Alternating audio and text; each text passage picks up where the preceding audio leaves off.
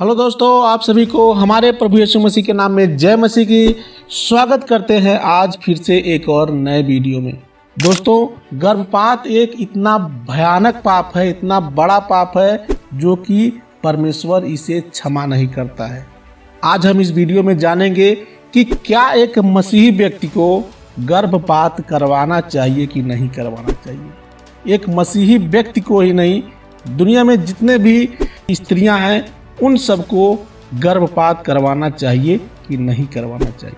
तो आशा करता हूं कि वीडियो में लास्ट तक बने रहिएगा। दोस्तों, वीडियो स्टार्ट करने से पहले हम ये जानते हैं कि आखिर ये गर्भपात की नौबत कब आती है ना।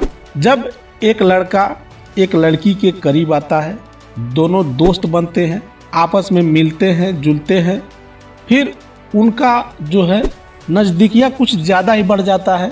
वो लोग एक दूसरे से सेक्स करते हैं। ऐसे में वो बच्चा उस लड़की के पेट में पलने लगता है। अब लड़का और लड़की तो छुप छुप के अपना संबंध बना लिए, लेकिन उनको क्या पता था कि एक दिन इसका बहुत ही भयानक परिणाम होने वाला है।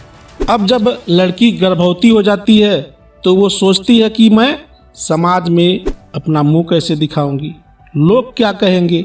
हमारे घर के लोग जैसे चाचा चाची, माता पिता, रिश्तेदार, अड़ोस पड़ोस, लोगों का डर होता है ना। तो वो लड़की सोचती है कि जल्दी से जल्दी ये जो पाप मेरे पेट में पल रहा है इसको बाहर निकलवाया जाए, यानी इसका एबार्शन करा दिया जाए। तो इसी के डर से वो लड़की क्या करती है, एबार्शन करवाने को सोचती है। ऐसे में वो लड़का भी यही सोचता है कि चलो भाई, मुझको भी इससे छुटकारा मिलेगा, क्योंकि उसको भी पकड़े जाने का डर होता है ना। तो दोनों पार्टी के लोग उसमें सहमत होते हैं। लेकिन दोस्तों, मैं आपको एक दर्दनाक बात बताने वाला हूँ। जिस लड़की के पेट में वो बच्चा पल रहा होता है, दुनिया कुछ भी कहे, लेकिन वो लड़की केवल ऊपर ऊपर के मन से हाँ हाँ करती है, केवल डर के मारे, समाज के डर के मारे कि लोग क्या कहेंगे। नहीं तो उसके अंदर का आत्मा जो है उस बच्चे के लिए तड़पता है।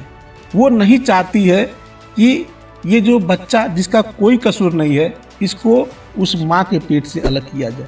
आइए देखते हैं बाइबल यानी कि परमेश्वर क्या कहता है इसके बारे में। जब हम पढ़ते हैं यिर्मयाह अध्याय 1:5, तो यहाँ परमेश्वर का वचन कहता है, गर्भ में रचने से पहले ही मैंने तुझ पर चित्त लगाया। यानी यहाँ परमेश्वर का वचन कहता है कि गर्भ में रचने से पहले ही परमेश्वर ने उस बच्चे पर चित्त लगाया हुआ है, और उत्पन्न होने से पहले ही मैंने तुझको अभिषेक किया है।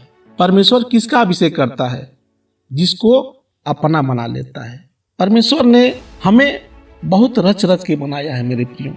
आप जानते होंगे कि हमारे और आपके लिए परमेश्वर ने सूली पर चढ़ के अपने आप को कुर्बान कर दिया। क्यों? क्योंकि हम लोग कीमती हैं। हमारे लिए परमेश्वर ने स्वर्ग से नीचे उतर कर आया, केवल हमारे लिए। तो यहाँ परमेश्वर का वचन क्या कहता है कि गर्भ में रचने से पहले ही मैंने तुझ पर चित्त लगाया, और उत्पन्न होने से पहले ही तुझे अभिषेक किया है।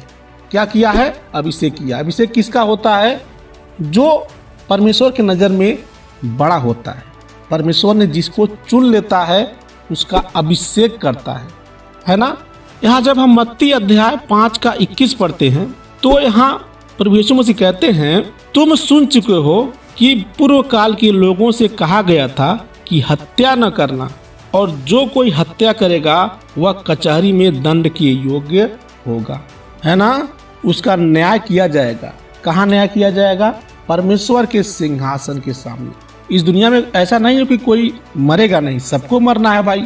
लेकिन मरने के बाद जब उसका न्याय होगा, परमेश्वर न्याय करेगा, तो उसके न्याय का क्षमा कभी नहीं मिलेगा, उसको वो दंड मिल के रहेगा। मेरे प्रियो, जब कोई व्यक्ति पाप करता है यानी कि हत्या करता है, तो उससे ऐसा नहीं है कि केवल उस व्यक्ति को ही उसकी सजा मिलती है। उस पाप से उसके आस पड़ोस, उसका माहौल, यहाँ तक कि प्रकृति पर भी उसका प्रभाव पड़ता है। आप देखते होंगे जब भी कहीं मर्डर वगैरह होता है तो वहाँ के सारे लोग मतलब सन्नाटा हो जाता है। तो जिस बच्चे की हत्या पेट में हो रही है वो क्या किसी मर्डर से कम है? अरे वो तो मर्डर से भी भयानक है, क्योंकि वो बच्चा तो किसी से बदला भी नहीं ले सकता है। वो तो जो पेट में पल रहा है वो एक निर्दोष बालक है ना। आपको मालूम है कि जब एबॉर्शन किया जाता है किसी स्त्री का तो कैसे होता है?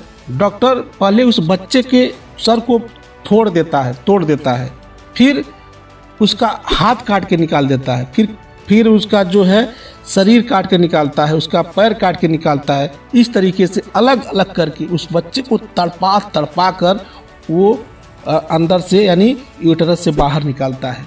अब आप सोचिए कि उस बच्चे को कितना दर्द होता होगा। बहुत से लोग कहते हैं कि दर्द नहीं होता है।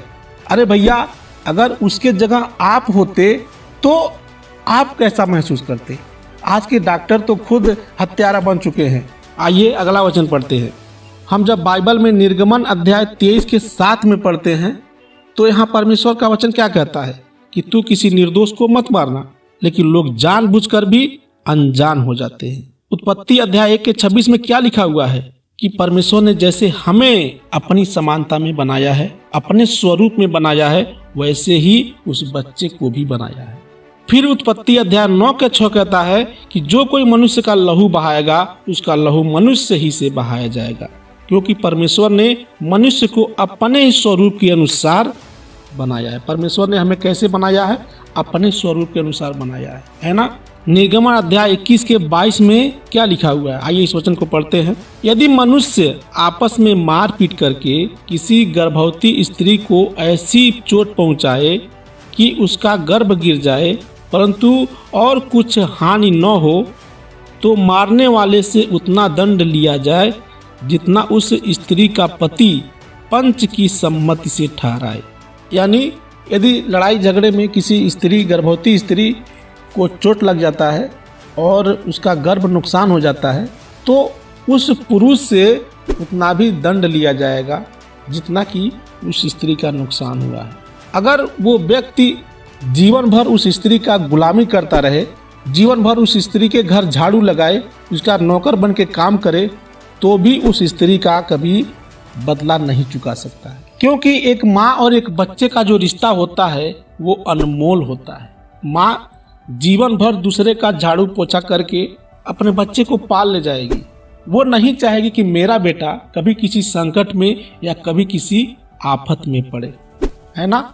मैंने बताया ना कि अगर किसी स्त्री के पेट में बच्चा पल रहा है तो ऊपर से तो वो उस बच्चे को एबॉर्शन करवा लेगी, लेकिन अंदर से उसका आत्मा रोता है, अंदर से उसका मन नहीं करता है कि इस बच्चे को मैं निकलवाऊं, इसको नुकसान करवाऊं, ठीक है ना। और ये परमेश्वर की नज़र में एक बहुत बड़ा पाप है। इसको आप छोटे पाप में मत समझिएगा। जो डॉक्टर इसकी क्लीनिंग करता है, जो साफ करता है, वो भी उसमें शामिल है। पैसों के लिए तो आजकल कोई कुछ भी करने को तैयार हो जाता है। यहाँ तक कि डॉक्टर जो दूसरे के जीवन को बचाते हैं खुद आज दूसरे को जीवन को ले रहे हैं, दूसरे की हत्या करने में शामिल होते हैं। तो ऐसा नहीं है कि वो डॉक्टर बेकसूर है। परमेश्वर की नज़र में वो भी घृणा योग्य है, वो भी एक पापी है। भजन संहिता अध्याय 139 का 13 से 16 तक जब हम पढ़ते हैं तो यहाँ परमेश्वर का वचन कहता है, दाऊद लिखते हैं, तूने मेरे अंदरूनी अंगों को बनाया है, तूने मुझे माता के गर्भ में रचा। मैं तेरा धन्यवाद करूँगा, इसलिए कि मैं भयानक और अद्भुत रीति से रचा गया हूँ। यहाँ प्रभु का वचन क्या कहता है कि मैं अद्भुत रीति से रचा गया हूँ।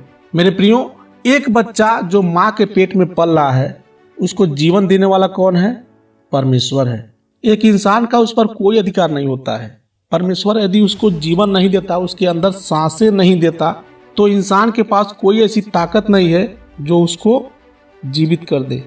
इसीलिए यहाँ प्रभु का वचन कहता है कि मैं तेरा धन्यवाद करूँगा, इसलिए कि मैं भयानक और अद्भुत रीति से रचा गया हूँ, तेरे काम तो आश्चर्य के हैं।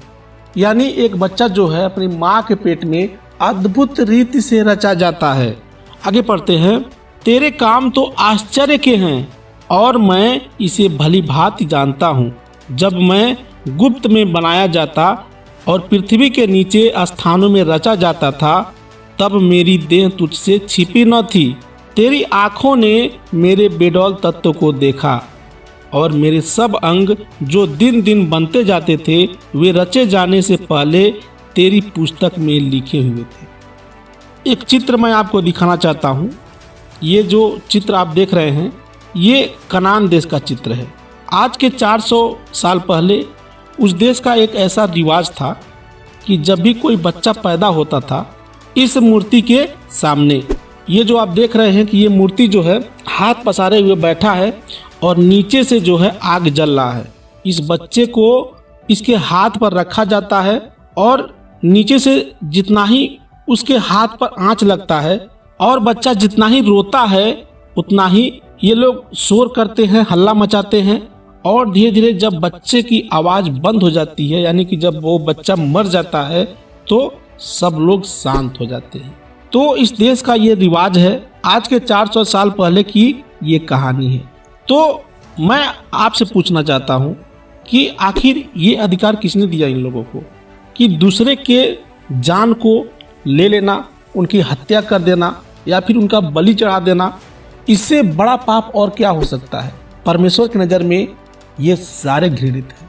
आज जो भी माता पिता अपने बच्चे का एबार्शन करवा देते हैं, मतलब एक नन्ही सी जान को काट काट के निकलवा देते हैं, वो भी जैसे ये लोग परमेश्वर की नज़र में घृणित हैं, वैसे ही वो लोग भी परमेश्वर की नज़र में घृणित है और परमेश्वर उन सबसे घृणा करता है।